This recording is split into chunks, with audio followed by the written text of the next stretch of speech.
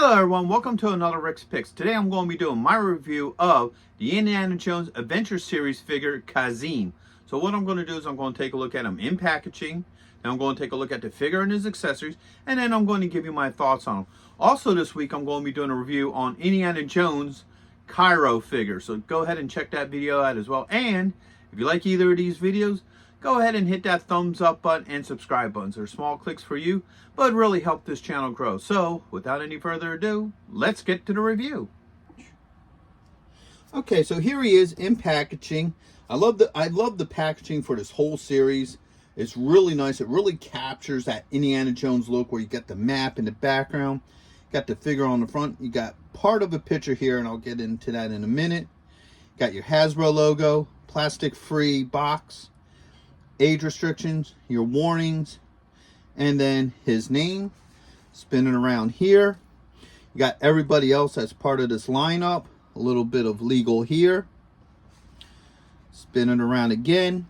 You get another picture of the figure, what Indiana Jones movie he is from, his name, another picture of the figure, all of his accessories, and some more legal underneath. And then over here, you have the continuation of the picture on the front. So if I kind of make a catty corner here, you can see that it's actually a wraparound picture. And I love when Hasbro does this. Like, they've been doing it with this line of figures. They used to do it with some of the G.I. Joe classified figures, but they stopped doing that, unfortunately. But yeah, I love that wraparound art. I just think it looks really nice. It really works with the packaging and what have you. So on the top, there's nothing. And then on your bottom is the rest of your legal. So, with all that being said, let's open him up and see what he's about. Okay, so here he is in packaging. I love the look to him. I think they really captured the look of the character from the movie. You know, I love the face sculpt. I love the pinstripe outfit with the fez. So let's give him a rotation. Okay.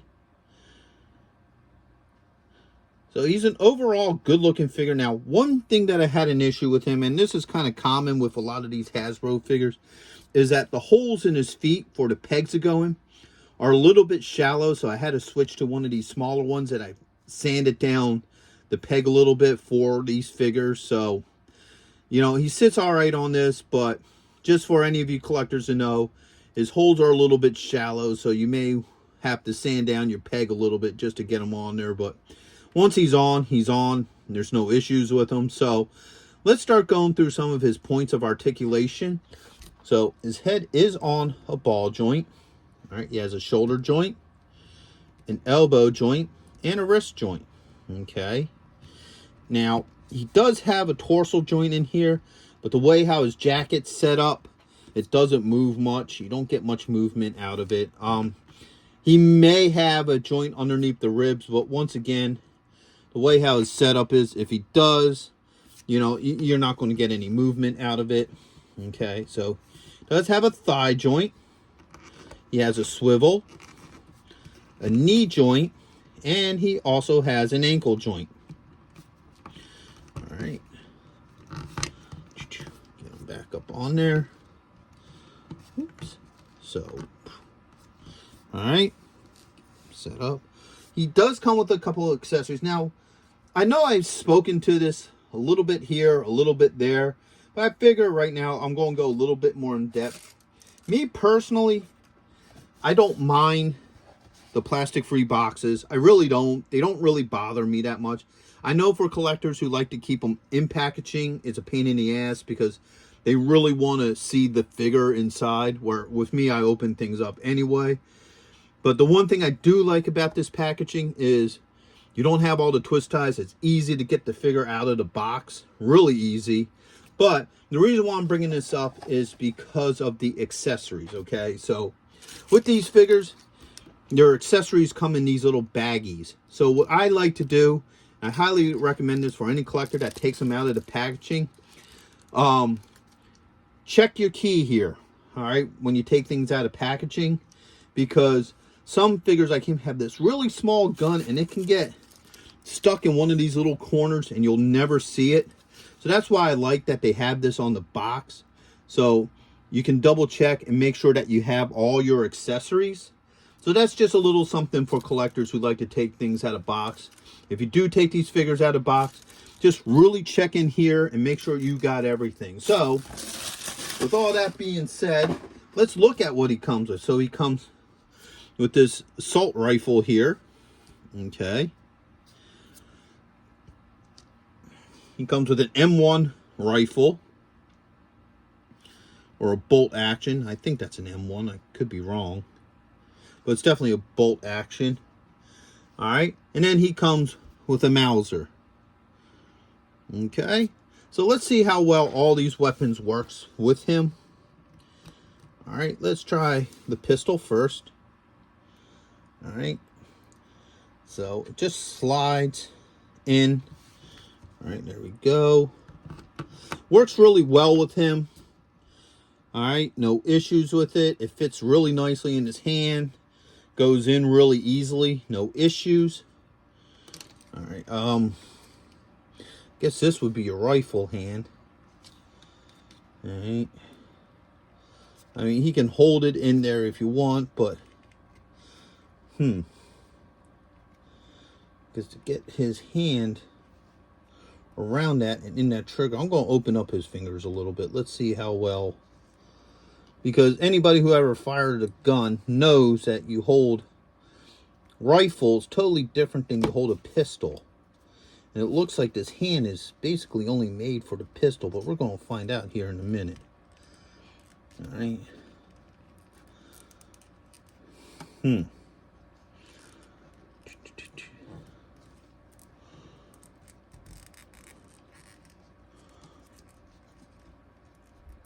that hand...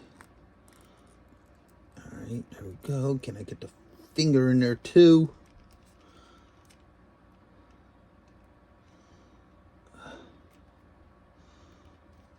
Alright, so you can have them hold the rifle. You got to work it in there. But as you see, it does fit in there. It looks very I mean, if you got them just like holding it off to the side or something, looks pretty well. I'm sure you could probably get this hand on there like that. So you can have them hold the rifle in a position like that. It really works. It might just be a little bit odder if you try to get them to hold it in a firing position. Just because of how the way the hand is shaped. I think what they should have done was given this figure another hand for the rifle specifically. Because usually when you hold a rifle, you kind of hold it at a slant in your hand opposed to like a pistol. Like pistol, you'll hold it straight up like this. A rifle, you kind of hold it like that. So, you know, but it looks really nice though if you have them standing just like this with the rifle in his hand. It really works that way. So let's try the assault rifle next. All right, so let's see how well this fits in this hand. Yeah, so you can kind of get them to hold that, but you know, so you can have them hold it in this hand just to hold it, but it's still not, you know, in any kind of attacked way. Now that I probably opened up his hand a little bit, this may fit a little bit better in here. All right. Yeah, that's actually fitting better. Let me see if I could get that finger in there. All right, so, and then once again, you kind of have them hold it similar, the same way. So let's get him back on his little stand here. So he does hold this one as well. You might be able to get it into like a shooting position of some sort. You can probably get him once again to hold it from the side. Just like that. So yeah, he holds that pretty well like that too. So get him back in the frame here. So yeah, so that also works with them as well. Like I said, you're not going to really get them into a firing position just because of the way how the hands are. I would have really liked for them to taken a minute and given them an actual rifle hand opposed to just a pistol trigger hand, but it still works. Still looks great with the figure. Overall, I think he's a really cool looking figure. I think he looks really good. The only thing I would think that I had an issue is I think I would have liked to have seen like a rifle gun hand with him. But Other than that, I would recommend him to go with your Indiana Jones Adventure Series figures.